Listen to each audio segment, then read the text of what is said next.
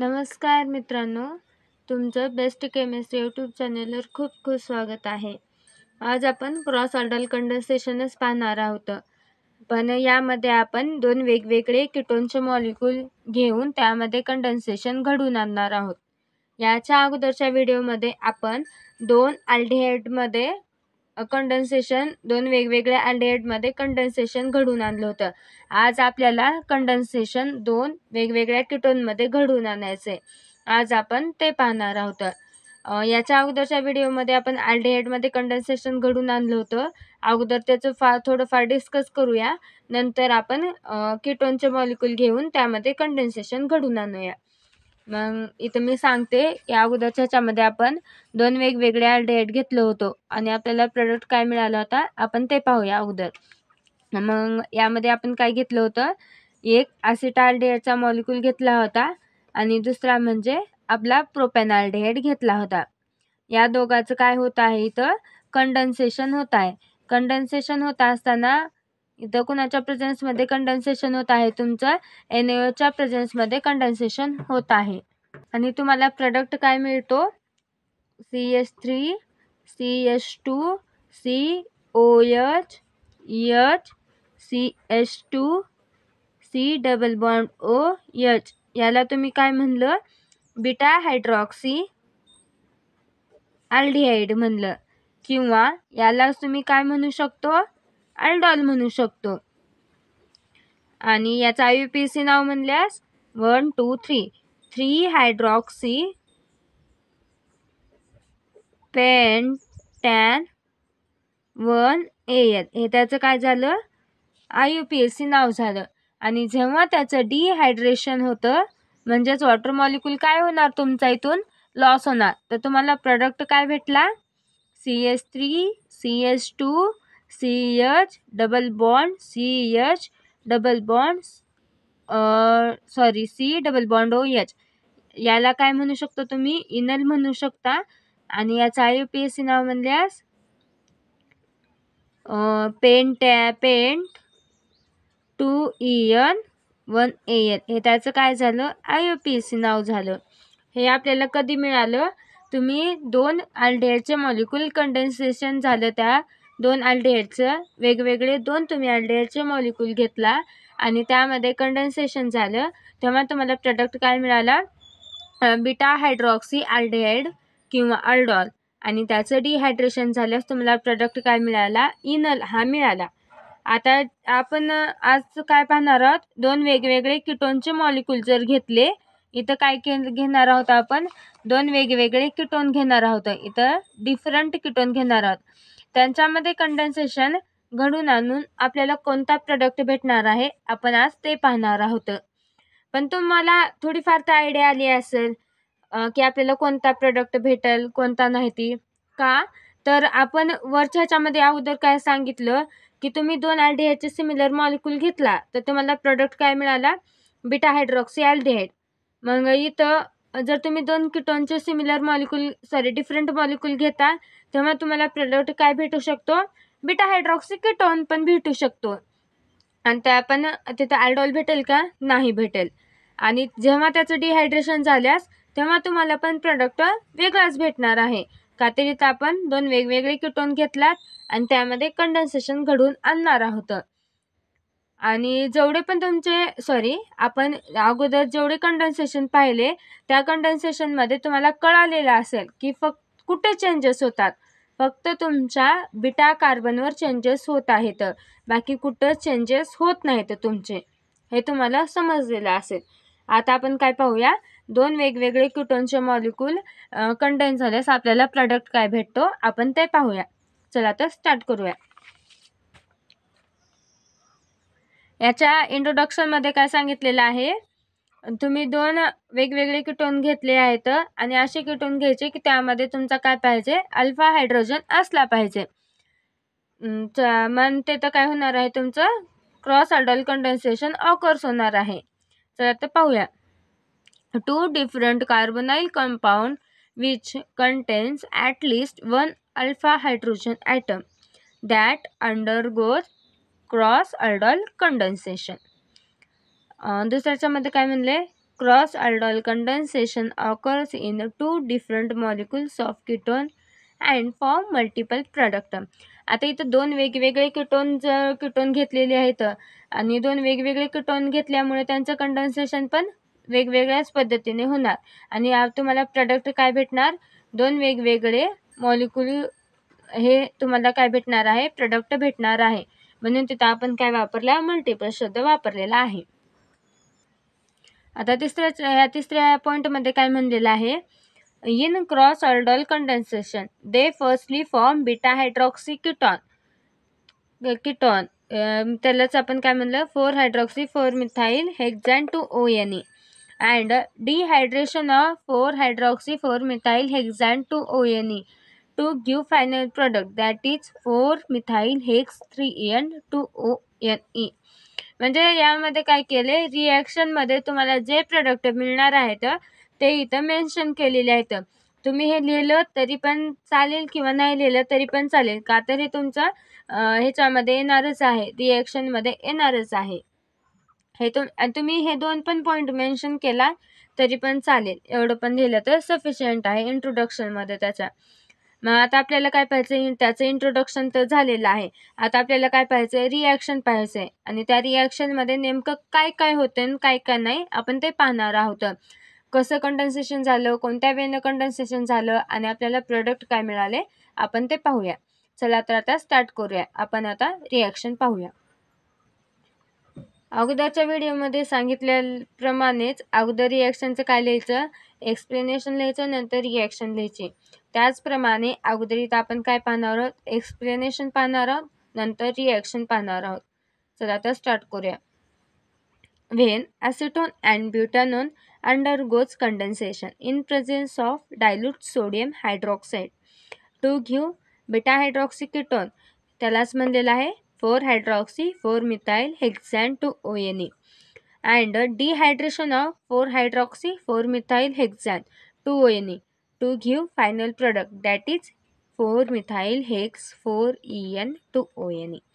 म्हणजे ह्याच्यामध्ये आपण काय केलेलं आहे तर दोन वेगवेगळे कीटोन, पहिला कीटोन घेतलेला आहे आपण ॲसिटोनचा मॉलिक्यूल घेतलेला आहे आणि आपण दुसरा कीटोन घेतलेला आहे ब्युटॅनोन घेतलेले आहेत. असे आपण काय घेतलेले आहेत, दोन वेगवेगळे कीटोन घेतलेले आहेत आणि त्यामध्ये तुमचं काय होणार आहे, कंडेन्सेशन होत आहे आणि कंडेन्सेशन होऊन तुम्हाला प्रोडक्ट काय भेटला, काय 4-hydroxy 4-methyl hexane 2ONE आणि त्याचं डिहायड्रेशन झाल्यास तुम्हाला फायनल प्रोडक्ट काय मिळाला, 4-hydroxy 4-methyl hexane 2ONEचं डिहायड्रेशन झाल्यास तुम्हाला फायनल प्रोडक्ट मिळाला 4-methyl hex 4En 2ONE. हा तुम्हाला काय मिळाला, फायनल प्रोडक्ट मिळाला.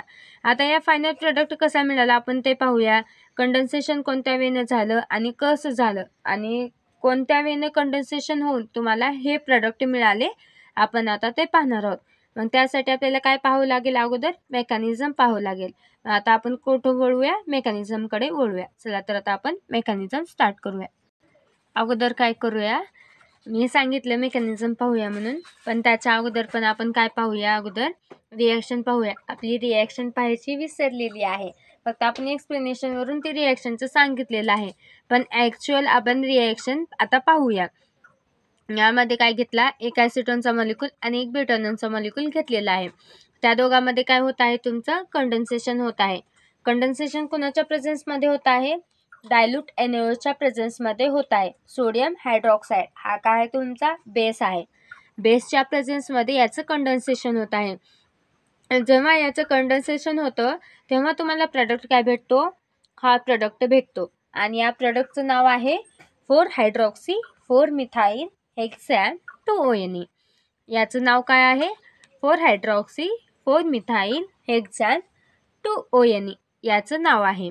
आणि या प्रोडक्टचं डिहायड्रेशन होतं तेव्हा तुम्हाला प्रोडक्ट काय भेटतो, 4-methyl hex 3En 2ONE. हा तुम्हाला काय भेटला, असे तुम्हाला दोन प्रोडक्ट मिळालेले आहेत. तुम्हाला मी याच्या अगोदरच्या पण व्हिडिओमध्ये सांगितलेलं आहे की हे प्रोडक्ट कसं ध्यानात ठेवायचे, कसं नाही ते, तरी पण अजून एकदा मी सांगते की हे प्रोडक्ट ध्यानात कसं ठेवायचे. त्यामध्ये काय केलं आपण, एक ब्युटॅनोनचा मॉलिक्यूल घेतलेला आहे आणि एक म्हणजे आपण कशाचा मॉलिक्यूल घेतलेला आहे, ॲसिटोनचा मॉलिक्यूल घेतलेला आहे. हा काय केला मी, ॲसिटोनचा मॉलिक्यूल घेतलेला आहे. आता या दोघांमध्ये तुमचं काय होणार आहे, कंडेन्सेशन होणार आहे. डायल्यूट NaOHच्या प्रेझेन्समध्ये याचं काय होणार आहे, कंडेन्सेशन होणार आहे. आणि जेव्हा याचं कंडेन्सेशन होतं तेव्हा तुम्हाला प्रोडक्ट काय भेटतो, यामध्ये फक्त तुम्हाला चेंजेस कुठं करायचं तर फक्त या कार्बनवर तुम्हाला चेंजेस करायचे आहेत. ज्या कार्बनवर तुमचा C डबल बॉन्ड प्रेझेंट आहे त्यामध्ये चेंजेस बी काय करायचे, फक्त या कार्बन आणि या ऑक्सिजनमध्ये डबल बॉन्ड आहे ना, तो एक बॉन्ड इथला काढून टाकायचा आणि ही पूर्ण स्पेसिस जशाला तशी ठेवायची. मग मी इथं काय केले, ही पूर्ण स्पेसिस जशाला तशी लिहिली. फक्त कार्बनवरचा डबल बॉन्ड असलेला काढून टाकला ऑक्सिजन सोबत आणि सिंगल ऑक्सिजन लिहिला. आणि मी हा CH3 काय केला, इकडं पुढी लिहिता पुढी लिहू शकता किंवा तुम्ही इथं खाली लिहू शकता. मी इथं काय केले, पुढी लिहिले. आणि मग इथं पुढे लिहिल्यास हा कार्बन कसा झाला तुमचा, अनस्टेबल अस्थिर झाला. आपल्याला माहित आहे कार्बन किती बॉन्ड फॉर्म करतो, 4 बॉन्ड फॉर्म करतो. मग इथे किती झाले, 1 2 3च बॉन्ड झालेले आहेत आणि आपल्याला चौथा बॉन्ड प्रिपेअर करायचा आहे. मग चौथा बॉन्ड प्रिपेअर करताना काय करायचं, इथं खाली एक बॉन्ड लिहिला तुम्ही आणि लिहिल्यास काय करायचं, हा CH3 काय हा CH3 काय करणार, आपला एक हायड्रोजन या ऑक्सिजनला देणार. इथून एक हायड्रोजन निघाला आणि तो हायड्रोजन कोणाला देणार, या ऑक्सिजनला देणार. आणि इथं तुमची स्पेसिस काय राहिली, CH2 C double bond CH3 ही तुमची काय राहिली, स्पेसिस राहिली. इथं काय झाला, एक हायड्रोजन या ऑक्सिजनला देणार. मग इथे एक तुमचा हायड्रोजन आला आणि तुमची स्पेसिस काय राहिली, CH2 C double bond CH3 ही ती स्पेसिस या कार्बनला जोडून टाकायचे आणि तुम्हाला प्रोडक्ट काय मिळाला, हा प्रोडक्ट मिळालेला आहे. याचं नाव काय, 1 2 3 4 5 6 4 हायड्रॉक्सी 4 मिथाइल हेक्सॅन 2ONE. आणि याचं डिहायड्रेशन तर माहीत आहे, अल्फा कार्बनवरून H आणि बीटा कार्बनवरून OH in the form of H2O. आणि तुम्हाला प्रोडक्ट काय मिळाला, CH3 CH2C double bond CH2C double bond CH3 आणि इथं काय आलं, तुमचा CH3 आलेला आहे. मी फक्त ह्याची काय केलेली आहे, ठेवण वेगळ्या प्रकारे लिहिलेली आहे, म्हणजे सोप्या पद्धतीने तुम्हाला पण कळावं अशा पद्धतीने ठेवण लिहिलेली आहे. मी काय चेंजेस केले नाहीत. ही फक्त ही पॅरेंशन अशी न दाखवता मी डायरेक्ट सरळ दाखवली आहे. आणि या कार्बनवर तुमचा CH3 प्रेझेंट होता, त्याच कार्बनवर मी CH3 लिहिलेले आहे. आणि तुम्हाला प्रोडक्ट काय मिळाला, याचं नाव काय, 1 2 3 4 5 6 4 मिथाइल हेक्स 3EN 2ONE याचं काय आहे, हे नाव आहे. असे तुम्हाला 2 प्रोडक्ट मिळालेले आहेत. आता आपण जे लिहिले प्रोडक्ट तेच आहेत का प्रोडक्ट आपण पाहूया. आपण मी सांगताना सांगितले पहिला प्रोडक्ट काय मिळाला, 4 हायड्रॉक्सी 4 मिथाइल हेक्सॅन 2ONE हा प्रोडक्ट मिळालेला आहे.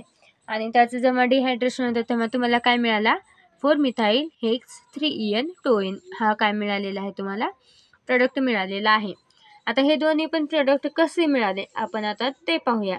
आणि कंडेन्सेशन कोणत्या वेळेने झाले आणि कशा प्रकारे झालं आणि कोणत्या वेळेने आपल्याला हे 2 प्रोडक्ट मिळालेले आहेत, आता आपण ते पाहूया. चला तर आता आपण मेकॅनिझमकडे वळूया आणि मेकॅनिझम पाहूया. चला तर आता स्टार्ट करूया मेकॅनिझमला. मी याच्या अगोदरच्या पण व्हिडिओमध्ये सांगितलेलं आहे की तुमची पहिली स्टेप कोणती राहणार, न्यूक्लियोफाइल फॉर्मेशनची. आणि न्यूक्लियोफाइल कुठून तयार करायचं, त्या ॲरोवरच्या कंडिशनपासून तुमचा काय तयार होणार आहे, न्यूक्लियोफाइल तयार होणार आहे. आता आपण काय पाहूया, अगोदर न्यूक्लियोफाइल तयार करूया आणि पहिली स्टेप पाहूया. पहिल्या स्टेपमध्ये काय होणार आहे, तुमचं न्यूक्लियोफाइल तयार होणार आहे. यामध्ये काय केलं, आपण ॲरोवर NaOH वापरलं होतं, तो इथं घेतला. त्याचं जेव्हा डिसोसिएशन किंवा तुकडे पडले तेव्हा तुम्हाला काय मिळालं, Na+ आणि +OH- असं तुम्हाला 2 स्पेसिस मिळालेले आहेत. या 2 स्पेसिसपैकी आपण या OH मायनसलाच न्यूक्लिओफाईल का म्हणलं, तर आपल्याला माहीत आहे न्यूक्लिओफाईलच्या प्रॉपर्टी. पहिली प्रॉपर्टी आहे तो कसा राहतो, निगेटिव्ह चार्ज स्पेसिस राहते आणि त्याच्याकडे इलेक्ट्रॉन कसे राहतात, जास्त असतात. का तर इलेक्ट्रॉनचा चार्ज त्याच्यावर येतो, निगेटिव्ह चार्ज. मग इथं ती मी सांगितलेल्या प्रॉपर्टी कुणाला मॅच होत आहेत, या OH मायनसला त्या प्रॉपर्टी मॅच होत आहेत इथं जर पाहिलं तर. म्हणून त्याला आपण काय म्हणलेलं आहे, न्यूक्लिओफाईल म्हणलेलं आहे. आपली पहिली स्टेप झाली. आता आपण दुसरी स्टेप पाहूया, त्यामध्ये नेमकं काय होतं काय नाही ते. आता या दुसऱ्या स्टेपमध्ये काय होणार, जो तुमचा न्यूक्लिओफाईल तयार झाला होता त्याचा अटॅक होणार अल्फा हायड्रोजनवर. एका कार्बोनिल कार्बनच्या कुठल्या पण अल्फा हायड्रोजनवर त्याचा अटॅक होणार. मग इथं मी काय घेतलेलं आहे, ॲसिटोन घेतलेला आहे. तिथं तुम्ही हे पण घेऊ शकतो की ब्युटानोन पण तुम्ही इथं घेऊ शकतो, पण मी इथं काय घेतलेलं आहे, ॲसिटोनचा मॉलिक्यूल घेतलेला आहे. जेव्हा न्यूक्लिओफाईलचा अटॅक या ॲसिटोनच्या अल्फा हायड्रोजनवर होतो तेव्हा काय होणार आहे, आपल्याला माहीत आहे की या न्यूक्लिओफाईलकडे इलेक्ट्रॉन कसे आहेत, जास्त आहेत, निगेटिव्ह चार्जेस स्पेसिस आहे. मग जेव्हा हा न्यूक्लिओफाईल या ॲसिटोनच्या अल्फा हायड्रोजनला इलेक्ट्रॉन देतो तेव्हा इथला अल्फा हायड्रोजन तुमचा कसा होतो, अनस्टेबल होतो, अस्थिर होतो. का तर याने हा न्यूक्लिओफाईल या हायड्रोजनला काय देत आहे, इलेक्ट्रॉन देत आहेत. मग जेव्हा तो इलेक्ट्रॉन देतो तेव्हा या दोघांमध्ये काय तयार होत आहे, तुमचा बॉन्ड प्रिपेअर होत आहे. मग हा जर बॉन्ड प्रिपेअर जर होत असला तर इथं हायड्रोजन कसा झाला, अनस्टेबल झाला. का तर या हायड्रोजनने ऑलरेडी या कार्बनसोबत काय केलेलं आहे, बॉन्ड प्रिपेअर केलेला आहे. मग का तर हायड्रोजनची व्हॅलेन्सी आपल्याला माहीत आहे, 1 प्रोटॉनची आणि 1 इलेक्ट्रॉनची राहते. मग जेव्हा हा हायड्रोजन या कार्बनसोबत बॉन्ड प्रिपेअर करतो तेव्हा त्याचा इलेक्ट्रॉन इथं शेअरिंगमध्ये येतो. मग त्याच्याकडे 1 इलेक्ट्रॉन आणि 1 प्रोटॉन असतो, तेव्हा तो कसा राहतो, स्थिर राहतो. पण इथं काय होत आहे, तुमचा न्यूक्लिओफाईल या हायड्रोजनला इलेक्ट्रॉन देत आहे. मग या हायड्रोजनला इलेक्ट्रॉन देत असल्यामुळे तो तुमचा हायड्रोजन अनस्टेबल होत आहे. म्हणजेच त्याच्याकडे 2 इलेक्ट्रॉन आणि 1 प्रोटॉन आले. मग आता हायड्रोजन तर याच्यासोबत बॉन्ड प्रिपेअर करू शकतो आणि करणारच, का तर न्यूक्लिओफाईल कसं आहे, त्याला बळजुबरी इलेक्ट्रॉन देत आहे. मग त्या हायड्रोजनला याच्यासोबत बॉन्ड प्रिपेअर करावंच लागेल. पण आता हायड्रोजनला विचार पडला, मला ज्याच्यासोबत बॉन्ड प्रिपेअर करायचा असला तर मला या कार्बन आणि आपल्यामधला बॉन्ड काय करावं लागेल, ब्रेक करावं लागेल. आणि हा ब्रेक कसा होणार, आता त्याला विचार पडला, मी तर हा बॉन्ड ब्रेक करू शकत नाही. हा बॉन्ड फक्त ब्रेक करू शकतो माझा हा इथला कार्बन. आता हायड्रोजनला पण माहीत आहे हा बॉन्ड फक्त ब्रेक कोण करू शकतो, हा इथला कार्बन ब्रेक करू शकतो. आता हायड्रोजनला काय करावं लागेल, या कार्बनला गोड गोड बोलावं लागेल. का तर हायड्रोजन कसं आहे तर छोटा आहे, त्याची इलेक्ट्रोनिगेटिव्हिटी कमी आहे आणि कार्बनची इलेक्ट्रोनिगेटिव्हिटी जास्त आहे आणि तोच इथला बॉन्ड ब्रेक करू शकतो असं त्याला माहीत आहे. आता हायड्रोजनला काय करावं लागेल की या कार्बनला त्याला गोड गोड बोलावं लागेल. मग आता गोड गोड बोलायचं कसं, तर ॲसिटोन काय करणार, हा अल्फा हायड्रोजन म्हणजेच हायड्रोजन काय करणार, या कार्बनकडे जाणार आणि कार्बनला म्हणणार, कार्बन तू माझं ऐकशील का. मग कार्बन म्हणणार, हो बोल की, काय ऐकू तुझं. मग हायड्रोजन म्हणतो, काय कर, मला इकडून इलेक्ट्रॉन भेटत आहे या न्यूक्लिओफाईलकडून आणि मला आपल्या जे बॉन्डिंगमध्ये इलेक्ट्रॉन आहेत ना, तुझे पण आणि माझे पण, मला त्या इलेक्ट्रॉनची गरज नाही, मला ते इलेक्ट्रॉन पाहिजे नाहीत. तू काय कर, आपल्या दोघांमधला हा बॉन्ड ब्रेक कर आणि माझे इलेक्ट्रॉन आणि तुझे पण इलेक्ट्रॉन तू स्वतःकडे घे आणि तू तिथं स्टेबल हो. का तर तुला सध्या इलेक्ट्रॉनची गरज आहे, मला इलेक्ट्रॉनची गरज नाही. मला दुसरीकडून इलेक्ट्रॉन भेटत आहेत आणि मला त्याच्यासोबत बॉन्ड प्रिपेअर करायचं आहे. त्यामुळे मी म्हणतो की इथला बॉन्ड ब्रेक कर आणि तू माझे पण इलेक्ट्रॉन घेऊन जा आणि तुझे पण इलेक्ट्रॉन घे आणि तू तिथं काय कर, स्थिर हो म्हणतंय. कार्बन थोडा वेळ विचार करतो आणि विचार करून पुन्हा म्हणतो, हो ठीक आहे, मला चालेल, मी इथला काय केला, बॉन्ड ब्रेक करतो. मग कार्बन इथला बॉन्ड ब्रेक केला आणि या बॉन्ड ब्रेक करून हे काय इलेक्ट्रॉन आपल्याकडे घेतले आणि काय तयार झालं इथं, हा कार्बॅनायन स्पेसिस बाहेर पडली आणि या हायड्रोजनने या OH सोबत बॉन्ड प्रिपेअर केला आणि काय तयार झालं, वॉटर मॉलिक्यूल तयार झाला.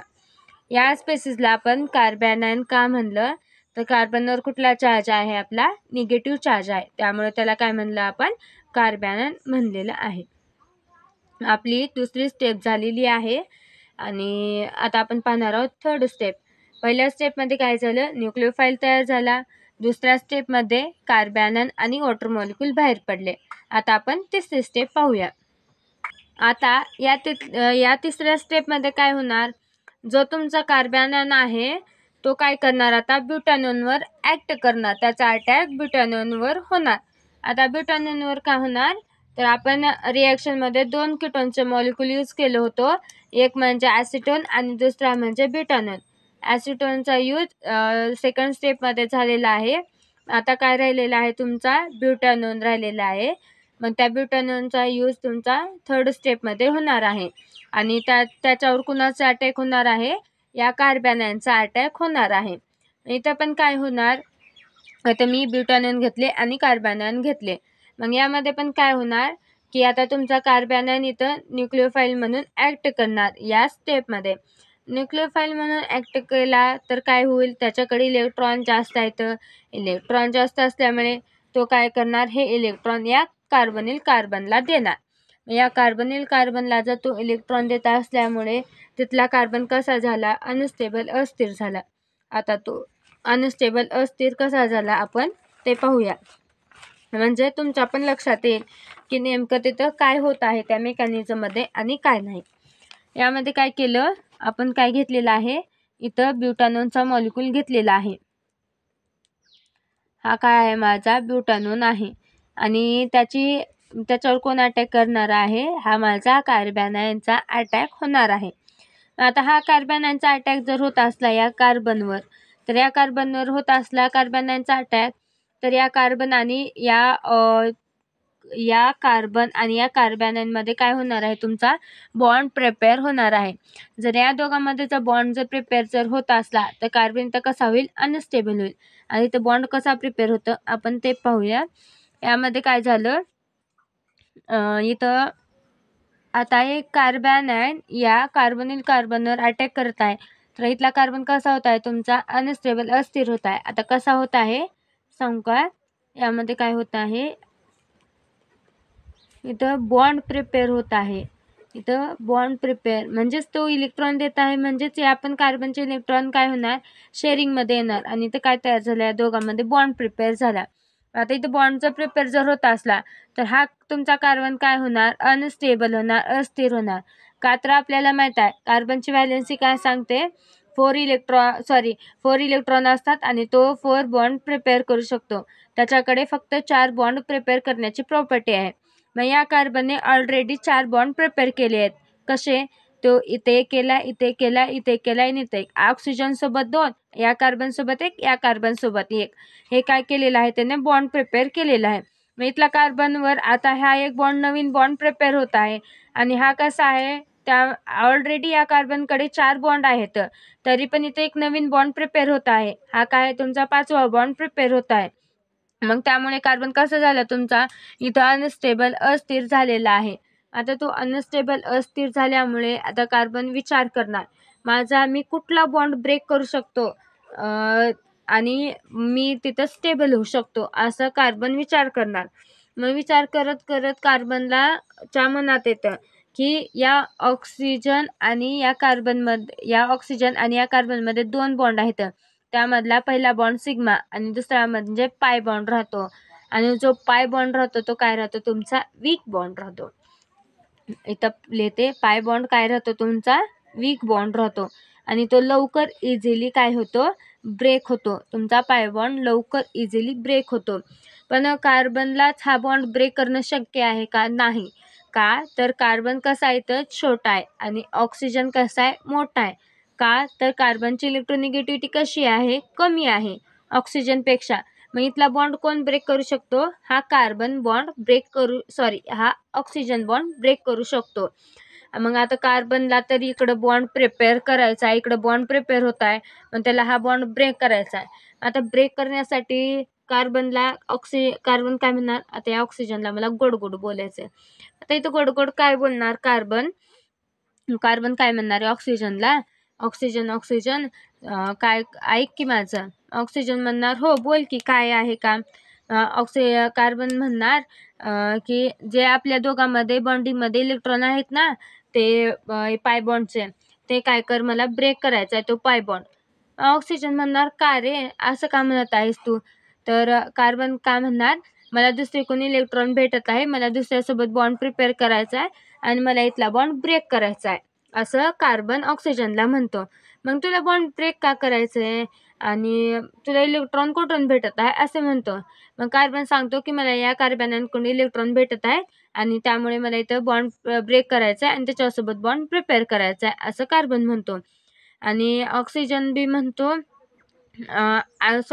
मग अजून कार्बन ऑक्सिजनला काय म्हणतो, आणि ह्या इलेक्ट्रॉनची मला गरज नाही, बॉन्डिंगमधल्या तुझ्या आणि माझ्या जे बॉन्डिंगमध्ये इलेक्ट्रॉन आहेत ना त्या मला इलेक्ट्रॉनची गरज नाही, माझ्या पण इलेक्ट्रॉनची गरज नाही आणि तुझ्या पण इलेक्ट्रॉनची गरज नाही. आणि ते सध्या तुला इलेक्ट्रॉनची गरज आहे. ऑक्सिजनला कार्बन म्हणतो की ऑक्सिजन तुला सध्या इलेक्ट्रॉनची गरज आहे, त्यामुळे तू काय कर, तिथला आपल्या दोघांमधला बॉन्ड ब्रेक कर आणि इथले इलेक्ट्रॉन तू तुझ्याकडे घे, दोन्ही पण इलेक्ट्रॉन, आणि इथून बाहेर पड OH मायनसच्या फॉर्ममध्ये. मग कार्बन काय म्हणतो, ऑक्सिजन काय म्हणतो, हो ठीक आहे. काय ऑक्सिजन काय करणार, इथला बॉन्ड ब्रेक केला, हा पाय बॉन्ड ब्रेक झाल्या इथले इलेक्ट्रॉन या ऑक्सिजनकडे गेले आणि काय प्रिपेअर झालं तुमचं, CH3 CH2 CO negative, CH2 C double bond O CH3 आणि ही CH3. यालाच तुम्ही असं पण लिहू शकता, इथं दोन पद्धतीने लिहू शकता तुम्ही, CH3 CH2 CO negative, CH3 CH2 C double bond O CH3. या स्पेसिसला आपण काय म्हणलेलं आहे, ऑक्साईड आयन म्हणलेला आहे. याला ऑक्साईड आयन का म्हणायचं, तर ऑक्सिजनवर कुठला चार्ज आहे, निगेटिव्ह चार्ज आहे, त्यामुळे या पूर्ण स्पेसिसला आपण काय म्हणलं, ऑक्साईड आयन असे म्हणलेलं आहे. इथं आपली थर्ड स्टेप झालेली आहे. पहिल्या स्टेपमध्ये आपल्याला न्यूक्लियोफाईल मिळाला, सेकंड स्टेपमध्ये आपल्याला कार्बॅनन आणि वॉटर मॉलिक्यूल मिळाला आणि थर्ड स्टेपमध्ये आपल्याला काय मिळाला, हा ऑक्साईड आयन मिळालेला आहे. आता आपण काय पाहणार आहोत, फोर्थ स्टेप पाहणार आहोत. त्या फोर्थ स्टेपमध्ये काय होते आणि काय नाही ते आपण आता ते पाहूया. आता या फोर्थ स्टेपमध्ये काय होणार, जो तुमचा थर्ड स्टेपमध्ये ऑक्साईड आयन तयार झाला होता त्याचा अटॅक वॉटर मॉलिक्यूलवर होणार. आता वॉटर मॉलिक्यूलवर पण होत असताना काय करणार, इथं तुमचा हा ऑक्साईड आयन काय म्हणून ॲक्ट करणार, न्यूक्लियोफाईल म्हणून ॲक्ट करणार. मग इथं जेव्हा तुमचा हा ऑक्साईड आयन न्यूक्लियोफाईल म्हणून ॲक्ट करतो तेव्हा काय होणार, त्याच्याकडे आता इलेक्ट्रॉन कसे आहेत, इथं जास्त आहेत, म्हणजेच तो निगेटिव्ह चार्जेस स्पेसिस आहे आणि त्याच्याकडे इलेक्ट्रॉन कसे आहेत, जास्त आहेत. मग तो ऑक्साईड आयन काय करणार, आपले इलेक्ट्रॉन या हायड्रोजनला देणार. मग या हायड्रोजनला आपले इलेक्ट्रॉन दिल्यास इथं हायड्रोजन कसा झाला तुमचा, अनस्टेबल अस्थिर झाला.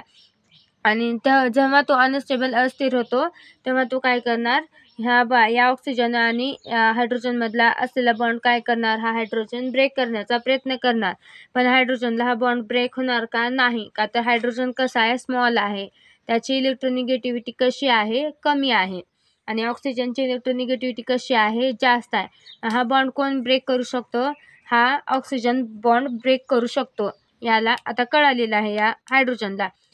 मग हायड्रोजन काय करणार, आता तर मला ऑक्सिजनला गोड गोड बोलावं लागेल असं हायड्रोजन म्हणणार.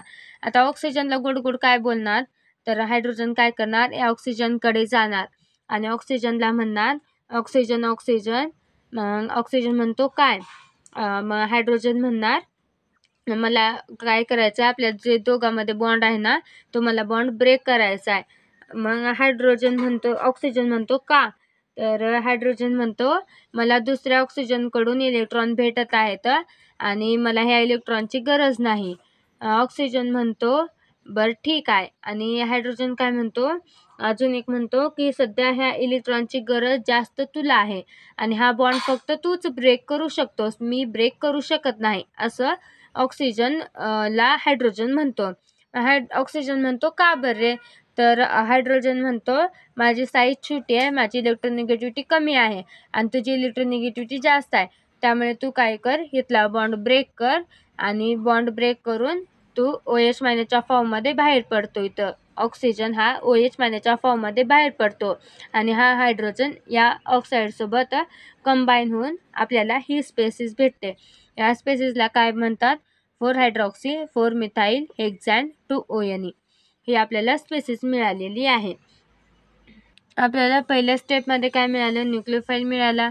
सेकंड स्टेपमध्ये कार्बॅनन आणि वॉटर मॉलिक्यूल मिळाला. थर्ड स्टेपमध्ये ऑक्साईड आयन मिळाला आणि फोर्थ स्टेपमध्ये काय मिळालं, 4 हायड्रॉक्सी 4 मिथाईल हेक्झॅन 2 ONE हे आपल्याला काय मिळाले आहेत, प्रोडक्ट मिळालेले आहेत. आता आपली काय राहिली, 5वी स्टेप राहिली. आता आपण ते पाहूया 5व्या स्टेपमध्ये काय होणार आहे काय नाही ते. आता या 5व्या स्टेपमध्ये काय होणार, जे तुमचे 4th स्टेपमध्ये तयार झालेलं आहे त्याचं काय होणार, डिहायड्रेशन होणार, वॉटर मॉलिक्यूल लॉस होणार. मग इथं आपल्या 4th स्टेपमध्ये काय तयार झालं होतं, 4 हायड्रॉक्सी 4 मिथाईल हेक्झॅन 2 ONE हे आपलं काय तयार झालं होतं, 4th स्टेपमध्ये तयार झालं होतं. मग याचं काय होणार, डिहायड्रेशन होणार. आता डिहायड्रेशन कसं होणार, आपल्याला माहीत आहे की अल्फा कार्बनवरून H आणि बीटा कार्बनवरून OH in the form of H2Oच्या फॉर्ममध्ये बाहेर पडतात आणि या कार्बन आणि या कार्बनमध्ये काय तयार होत आहे, अल्फा कार्बन आणि बीटा कार्बनमध्ये काय तयार होतं, बॉन्ड प्रिपेअर होतं आणि आपल्याला प्रोडक्ट काय भेटतो, ही स्पेसिस भेटते. या स्पेसिसला आपण काय म्हणतो, 4 मिथाईल हेक्स 3 2 ONE हा आपल्याला काय मिळाला, प्रोडक्ट मिळालेला आहे. आपल्याला फर्स्ट स्टेपमध्ये न्यूक्लियोफाईल मिळाला, सेकंड स्टेपमध्ये कार्बॅनन आणि वॉटर मॉलिक्यूल मिळालं, थर्ड स्टेपमध्ये ऑक्साईड आयन मिळाला, फोर्थ स्टेपमध्ये 4 हायड्रॉक्सी 4 मिथाईल हेक्झॅन 2 ONE हा प्रोडक्ट मिळाला आणि आपल्याला फायनल स्टेपमध्ये काय मिळाला, 5व्या स्टेपमध्ये आपला फायनल प्रोडक्ट मिळालेला आहे. तो कोणता आहे, 4 मिथाईल हेक्स 3 2 ONE आपला काय आहे, फायनल प्रोडक्ट आहे. इथं आपलं काय संपलेलं आहे, क्रॉस ऑर्डर कंडेन्सेशन ही रिॲक्शन संपलेली आहे. जर तुम्हाला या रिॲक्शनमध्ये काही डाऊट असतील तर काही अडचणी असल्या तर कॉमेंटमध्ये नक्की सांगा. जर व्हिडिओ आवडला असेल तर लाईक शेअर अँड सबस्क्राईब नक्की करा. धन्यवाद.